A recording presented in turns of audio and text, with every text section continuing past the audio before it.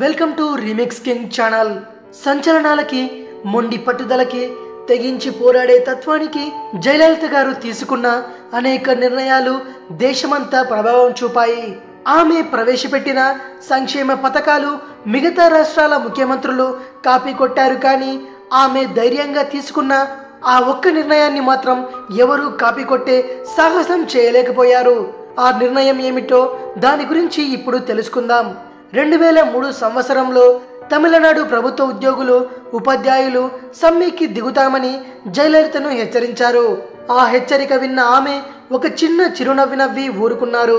సాధారణంగా ఉద్యోగులు సమ్మె చేస్తామంటే ముఖ్యమంత్రి ఎవరైనా సరే వణికిపోతారు.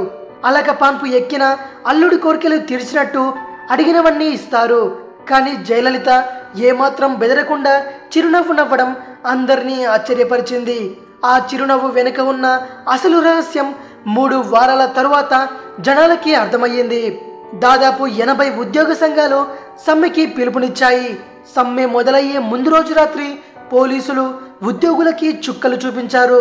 ప్రభుత్వం ఎస్మా చట్టాన్ని ప్రయోగించడంతో ఉద్యోగ సంఘాల నాయకులని అరెస్టు చేసి లోపల వేశారు. సమ్మెలో పాల్గొంటే ఊరుకోబోమని ప్రభుత్వం స్ట్రాంగ్ వార్నింగ్ ఇచ్చింది. అంతేకాదు, ఉద్యోగులు విధులకి హాజరు కాకపోతే వారికి బదులుగా డ్యూటీ చేయడానికి కాంట్రాక్ట్ బేసిస్ మీద ఉద్యోగులను నియమించి ఒక్క కలంపోటుతో 1,70,000 మంది ఉద్యోగులని డిస్మిస్ చేసి పారేసింది జయలలిత ప్రభుత్వం.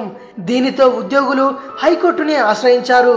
హైకోర్టు జడ్జి 24 గంటల్లో తొలగించిన ఉద్యోగులని మళ్లీ విధుల్లోకి తీసుకోవాలని ఆదేశాలు జారీ చేశారు. వెంటనే జయలలిత ప్రభుత్వం హైకోర్టు డివిజన్ బెంచ్ కి అప్పీలు చేసింది. డివిజన్ బెంచ్ జయ నిర్ణయాన్ని సమర్థించింది. దీనితో ఉద్యోగులు సుప్రీంకోర్టుని ఆశ్రయించాల్సి వచ్చింది. ఈ కేసులోనే సుప్రీంకోర్టు ఉద్యోగులు జీవితంలో మర్చిపోలేని తీర్పునిచ్చింది.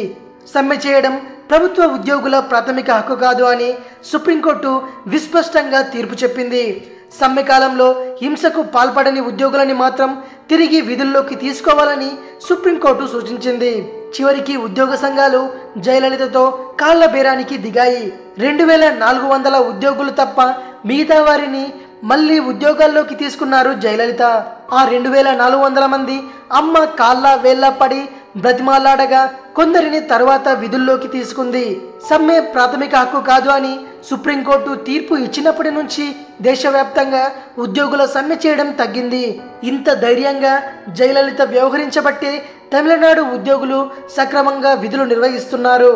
అమ్మ ప్రవేశపెట్టిన సంక్షేమ పథకాలన్నీ పక్కాగా అమలవుతున్నాయంటే ఉద్యోగుల్లో అమ్మ తీసుకొచ్చిన క్రమశిక్షణే కారణం. అది జయలలిత అంటే. ఇది విషయం. మరిన్ని ఇంట్రెస్టింగ్ వీడియోస్ కోసం రీమిక్స్ కింగ్ ఛానల్ని సబ్స్క్రైబ్ చేయండి. మరో వీడియోతో మీ ముందుకు వస్తాను. అంతవరకు సెలవు.